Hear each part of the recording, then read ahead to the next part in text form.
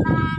रामा समारूहे ढला ताला वरिया होना सिरा सहाय करू हर गठरिया होना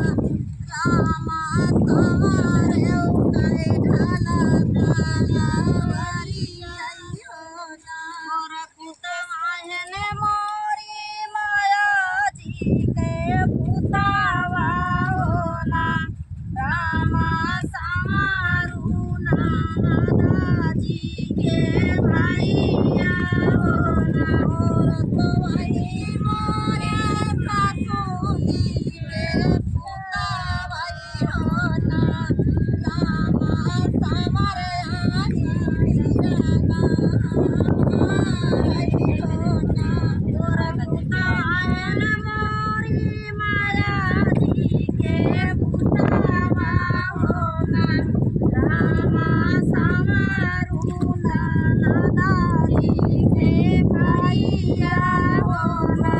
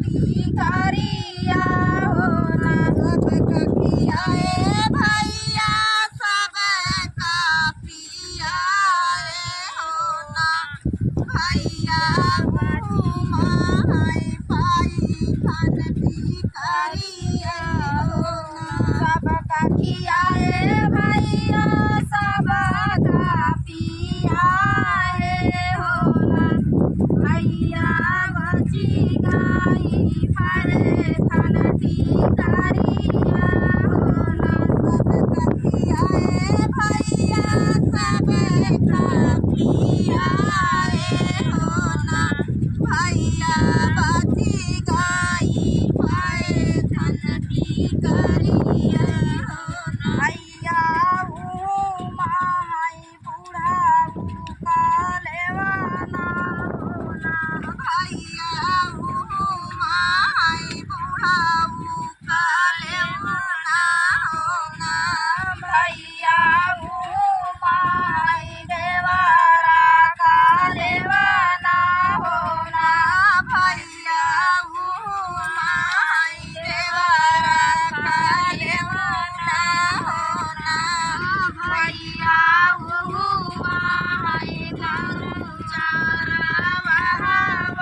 हो ना भैया ऊ माई गरु चरावा भैया ऊ माई पूरा बिलरिया हो ना भैया ऊ माई पूरा बिलरिया हो ना भैया ऊ माई हमारा भोजनवा हो ना भैया ऊ माई हमारा भोजनवा हो ना भैया ऊ माई हमारा भोजनवा हो ना भैया ऊ माई हमारा भोजनवा हो ना दुख जिनका भैया बपाई के अगवा हो ना नाही बाड़ी नदिया खाई हो ना दुख बांधा भैया गरुही गठरिया हो ना भैया रही बाट दीदी खोला हो ना भैया गरुहर गठरिया हो ना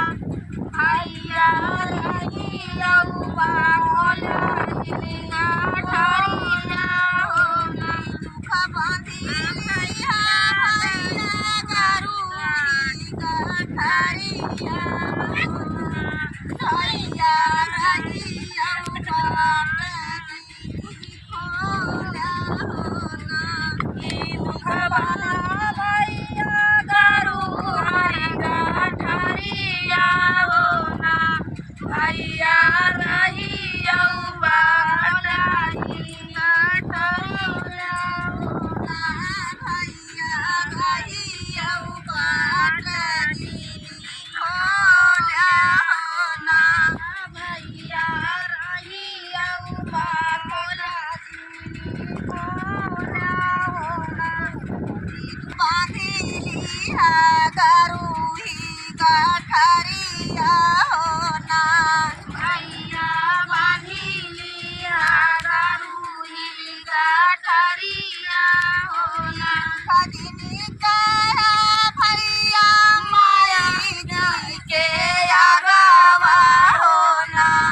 भैया नहीं भौजी तना माई देई है हो ना खजनी भैया माई जी के अगवा हो ना नहीं भौजी नी तना मारी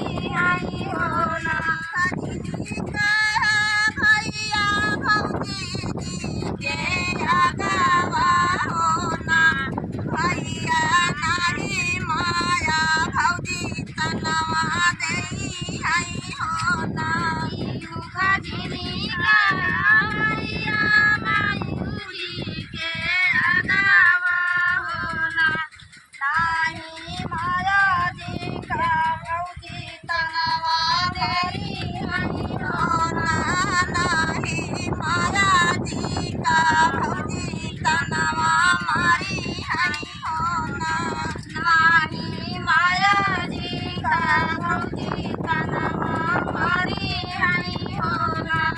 कदी काया भैया बहनी जी के अगवा होना भैया नहीं सुने ससुरे ना जाई हई होना कदी काया भैया बहनी के अगवा होना